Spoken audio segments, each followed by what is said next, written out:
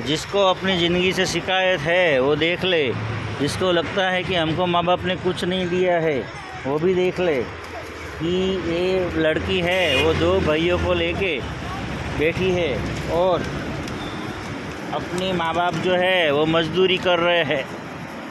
तो भगवान ने हमें बहुत कुछ दिया है, समझो। खाली हमको लगता है कि नहीं है, ऐसी तो हालत नहीं है हमारी। देखो कहाँ बैठी है, उसकी माँ है वो काम कर रही है, देखो। तो जीवन में संतुष्टि से जीना चाहिए, संतुष्टि से रहना चाहिए और जो मिला है उसमें जीना चाहिए, सुसाइड नहीं करना चाहिए। ले देखो ये हम इनको दे रहे हैं।